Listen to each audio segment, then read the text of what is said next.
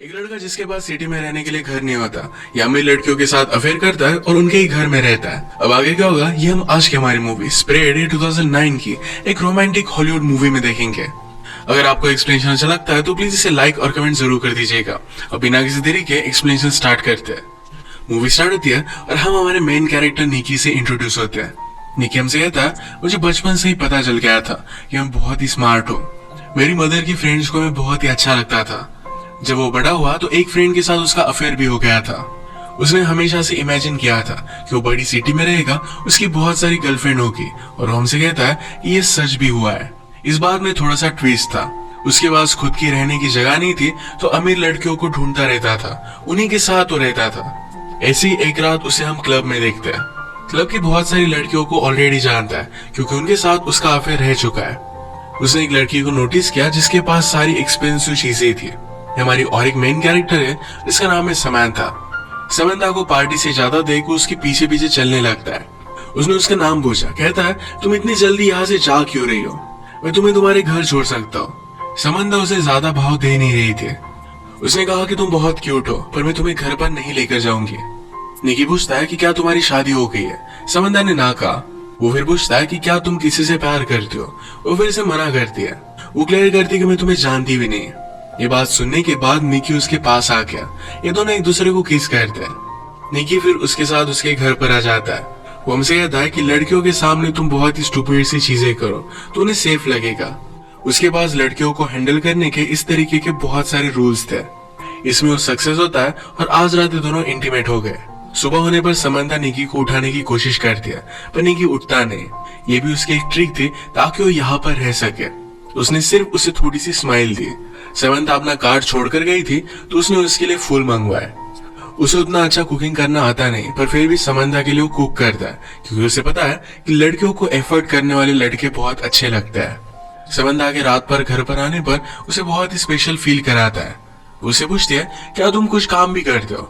निकी कहता है कि मैं सब नॉर्मल सी चीजें करता हूँ, उठता हूँ, खाता हूँ, पीता हूँ, यही सब एंजॉय करना उसकी लाइफ है। उसे ज्यादा कुछ बोलने नहीं देता और ये दोनों फिर से इंटीमेट हो जाते हैं। एक दूसरे के साथ एंजॉय करना यही इनकी लाइफस्टाइल बन चुकी थी। समंथा निकी की लाइफस्टाइल मेंटेन करती है। ये दोनों एक दूसरे के साथ बहुत एंजॉय कर रहे थे। थोड़े दिनों में निकी बोर होने लग गया। समंथा कब घर से बाहर जाए इसका वेट करता था। एक दिन वो कहती है मुझे मीटिंग के लिए न्यूयॉर्क में जाना पड़ेगा, क्या तुम मेरे साथ चलोगे। निकी ने कहा कि मैं तुम्हारे साथ नहीं आ सकता क्योंकि उसे पार्टी करनी थी।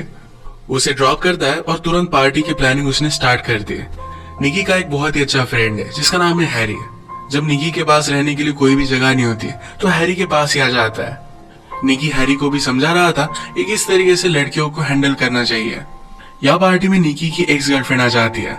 वहां पर तमाशा खड़ा करने लग गई। निकी हैरी से कहता है कि जल्दी से इसे घर पर लेकर जाओ वरना मेरी सच्चाई सबको पता चल जाएगी। पार्टी की सब लड़कियों को बता रहा था कि वो बहुत ही बड़ा मिलीनियर है। एक लड़की ने उसे अप्रोच किया और हाउस के टूर के लिए पूछा।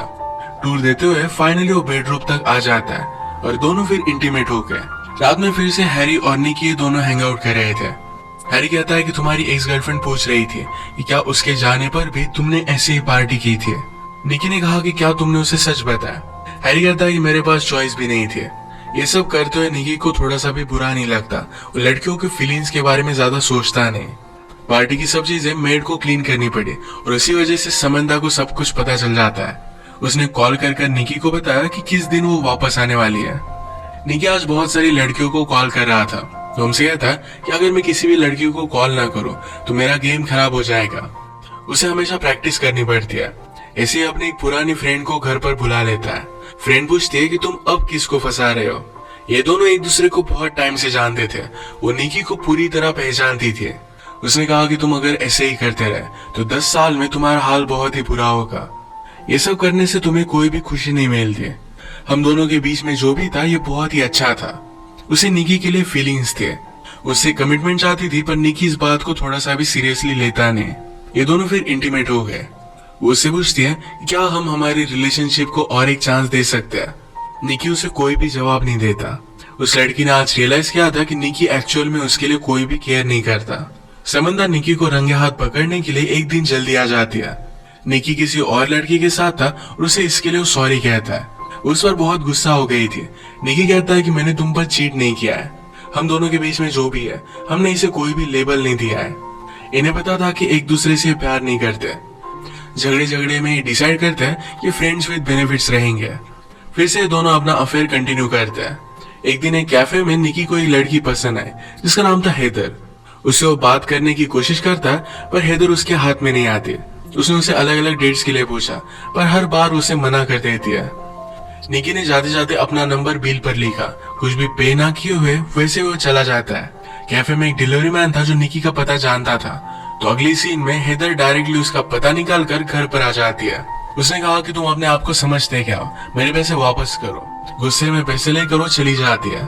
नेक्स्ट सीन में समंथा ने निकी के पास आने की कोशिश की पर उसे ज्यादा रिस्पॉन्स नहीं देता। अगले दिन निकी अपने फ्रेंड को हेदर के कैफे में लेकर आया ताकि उसे हेल्प कर सके। निकी ऐसा दिखाने की कोशिश कर रहा था कि वो बहुत इंपॉर्टेंट है। उसे बहुत सारे मीटिंग से कॉल आते हैं। उसका फेक कॉल भी बजने लग जाता है। बाहर रॉन्ग पार्किंग में उसे पार्किंग टिकट मिल रहा था। उसके पास ज्यादा पैसे नहीं थे तो लेडी ऑफिसर से वो फ्लर्ट करने लगता है। हेदर ये देखकर बहुत हंसी। समंथा नोटिस करती कि निकी का उस पर ज्यादा ध्यान नहीं है। अगले दिन निकी अपने फ्रेंड हैरी के साथ था। हैरी का रूम स्मेल करता है तो इस बात का निकी ने मजाक उड़ाया। इस बात पर वो गुस्सा होकर निकी को बाहर निकाल देता है। एक दिन हेदर ही निकी को कॉल करती है। आज रात उसके साथ डेट पर जाना चाहती थी। वो डेट पर जरा लेट आई। जब ये दोनों बात कर रहे थे तो अचानक से उसे किसी का कॉल आ जाता है। कॉल पर उसने अदर पर्सन को मंकी कहा। इस कॉल के तुरंत बाद वो यहाँ से जाने लग गए। निकी उस पर गुस्सा हो गया पर वो डायरेक्टली चली जाती है। एक दिन समंथा निकी से पूछती कि क्या तुम्हारा किसी के साथ अफेयर चल रहा है। वो इसके लिए उसे मना करता है। समंथा ने कहा कि मुझे हॉस्पिटल छोड़ दो। वो हॉस्पिटल क्यों जा रही थी ये उसे नहीं बताती है। आजाद हेदर ने फिर से निकी को कॉल किया। उसे पूछती है कि क्या तुम अकेले हो। इसके तुरंत बाद वो डायरेक्टली उसके स्विमिंग पूल में थी। निकी ने कहा कि तुमने उस दिन बहुत ही अजीब किया था और ये मंकी कौन है। हेदर ने कहा कि मैं मेरे छोटे ब्रदर को मंकी बुलाती हूँ। वो एबनॉर्मल है तो उसी की केयर लेने के लिए मैं गई हुई थी। ये बात कहकर हेदर रोने लग गई। निकी को उसके लिए बुरा लगता है। इसके बाद ये दोनों इंटीमेट हो जाते हैं। एक दूसरे के बारे में बहुत सारी चीजें जान लेते हैं। सुबह होने पर स्ट्रीट की क्लीनिंग चल रही थी। हेदर सोई हुई थी तो उसकी गाड़ी निकी को मूव करनी पड़ती है। निकी ने रियलाइज किया कि हेदर के पास बहुत ही एक्सपेंसिव कार है। जो भी कल रात उसने निकी से कहा था ये सब कुछ झूठ था। जिस तरीके से निकी लड़कियों को फंसाता है उसी तरीके से हेदर रिच आदमियों को फंसाती है। ये सब कुछ निकी समझ गया और उसे घर से निकाल देता है। 2 दिनों के बाद समंथा हॉस्पिटल से वापस आई। उसने अपने प्राइवेट पार्ट की सर्जरी की थी। उसे रेस्ट की जरूरत थी तो रात में निकी क्लब पे चला गया। रात भर वो किसी और लड़की के साथ था तो इस वजह से समंथा बहुत ही ज्यादा गुस्सा हो जाती है। निकी भी उससे बहुत ही परेशान हो गया था। वो कहता है अब हम दोनों एक साथ नहीं रह सकते। समंथा का गुस्सा शांत होने के बाद निकी ने कहा तुम्हें भी और कोई मिल जाएगा। उसे पूछती कि अब तुम कहाँ जाओगे। निकी को कुछ भी पता नहीं था। उसे तुरंत एक लड़की का कॉल आ जाता है तो समंथा इस पर गुस्सा हो गई। निकी का फोन लेकर वो पानी में डाल देती है। अब वो किसी के पास भी नहीं जा सकता। उसे स्ट्रीट पर ही रहना पड़ता है। रात में वो फिर से अपनी ओल्ड फ्रेंड के पास आता है। अब वो उससे कहने लग गया था कि तुम मुझे बहुत ही अच्छी लगती हो। इस बात पर वो थोड़ा सा भी बिलीव नहीं करती। उसने कहा कि तुम अगर एक्चुअली मेरे बारे में केयर करते तो मेरी लाइफ में चल क्या रहा है इसके बारे में पूछते हैं। वैसे भी वो किसी और के साथ अब रिलेशनशिप में थी तो निकी के साथ नहीं रह सकती। निकी फिर अपने फ्रेंड हैरी से मिलने के लिए क्लब में आया। हैरी अपने और एक दूसरे फ्रेंड के साथ था। क्लब में काम करने वाली लड़कियों के साथ वो फ्रेंड बहुत ही बदतमीजी से पेश आता है। इस बात से निकी का उससे झगड़ा हो गया और वो बाहर आ गया। हैरी ने कहा कि तुम ये कर क्या रहे हो। निकी ने कहा कि इस तरीके से बिहेवियर अच्छा नहीं होता। हैरी कहता है कि तुम भी एक्चुअल में लड़कियों की फीलिंग्स के बारे में कुछ भी नहीं जानते। मैं मेरी सिस्टर को तुम्हारे पास आने भी ना दूं। निकी उसकी सिस्टर को लेकर एक गंदी बात करता है और इस वजह से हैरी और निकी में भी फाइट हो गई। अब वो उसके साथ भी नहीं रह सकता। उसने और एक क्लब में जाने का ट्राई किया पर प्राइवेट पार्टी थी तो इस वजह से वो जा नहीं पाता। रात में वो अपनी मदर को कॉल करता है। इस सिटी में आने के बाद वो अपने घर पर गया ही नहीं था। मदर पूछती कि क्या वहां पर तुम कुछ काम कर रहे हो। निकी इसका जवाब नहीं देता तो उस वजह से मदर भी उस पर गुस्सा थी। एक दिन वो एक होटल पर जाकर वहां की एक रिच लेडी के साथ फ्लर्ट करता है। ये सब करते हुए हेदर ने उसे देख लिया। उसके पास आई तो निकी ने जो भी उसके साथ किया था इसके लिए उसे सॉरी कहता है। हेदर कहती कि मुझे तुम्हारी सिचुएशन के बारे में पता है। हम दोनों एक जैसे ही है। निकी के पास खाना खाने के भी पैसे नहीं थे तो फिर हेदर उसे अपने घर पर लेकर गई। उसके प्रीवियस बॉयफ्रेंड के साथ उसका भी ब्रेकअप हो गया था। आज वो कुछ कॉल्स लगाती है तो रात में उसकी डेट फिक्स थी। डेट से वापस आने के बाद उसने निकी के साथ टाइम स्पेंड किया। हेदर को अपनी एक फ्रेंड का कॉल आता है कि एक बहुत ही रिच मिलियनियर है और उसका अभी भी ब्रेकअप हुआ है, तुम जाकर वहां पर ट्राई कर सकते हो। हेदर फिर निकी को भी उस पार्टी में लेकर जाती है। उस मिलियनियर को पटाने के लिए निकी हेदर को हेल्प करता है, उसे हंसने के लिए कहता है, उसके साथ डांस करने के लिए कहता है। मिलियनियर की नजर हेदर पर पड़ी और फिर ये दोनों बात करने लग गए थे। पार्टी के बाद निकी कहता है कि तुम उससे जितने भी पैसे लोगे उसका मुझे कुछ कट चाहिए। हेदर उसे साफ साफ मना कर देती है। रात में उसने काउच पर सोने के लिए कहा। थोड़ी देर में निकी उसके पास आ गया। वो कहता है कि हम दोनों एडल्ट्स हैं, एक दूसरे पर कंट्रोल तो कर ही सकते हैं। स्लोली उसके पास आ जाता है और फ्लर्ट करने लग गया। इसके बाद दोनों इंटीमेट हो गए। एक दूसरे के साथ जब भी होते हैं तो बहुत ही ऑनेस्ट होते हैं। एक रात डिनर करते हुए निकी को एक लड़की ने पहचान लिया, उसके साथ बहुत ही बुरा बर्ताव कर दिया। ये बात हेदर को उतनी अच्छी नहीं लगी। वो निकी के सारे हालात समझ लेती है। ये दोनों फिर एक दूसरे के साथ बहुत सारा टाइम स्पेंड करने लग गए थे। हेदर का किसी और आदमी के साथ बाहर जाना निकी को अच्छा नहीं लगता। एक दिन हेदर को अपने एक बॉयफ्रेंड से इन्वॉल्व मिला जिसमें उसे शादी के लिए पूछा गया था। इसके बारे में वो निकी से कहती है, उसने कहा कि मैंने अभी अभी उससे ब्रेकअप किया है। निकी इस बात से सरप्राइज था क्योंकि इस बॉयफ्रेंड के बारे में उसे कुछ भी पता नहीं था। वो कहती कि वो बहुत ही ज्यादा अमीर है। निकी पूछता है, तुमने फिर उससे ब्रेकअप क्यों किया? समंता ने कहा, क्योंकि मैं तुमसे बहुत ही प्यार करती हूँ। अब इस सिचुएशन में क्या किया जाए? इसका निकी के पास कोई भी प्लान नहीं था, तो यहाँ से वो चला जाता है। घर आने के बाद उसे पता चला कि समंता न्यूयॉर्क जा रही है। उसे रोकने की कोशिश करता है पर वो जा चुकी थी। अगले दिन ग्रोसरी लेते हुए उसे अपनी एक फ्रेंड मिली जो बहुत ही ड्रंक थी। उसे इस हालत में ड्राइव करने नहीं दे सकता था, तो उसे घर छोड़ने के लिए आ जाता है। इसी मोमेंट पर उसे समंता का कॉल आया।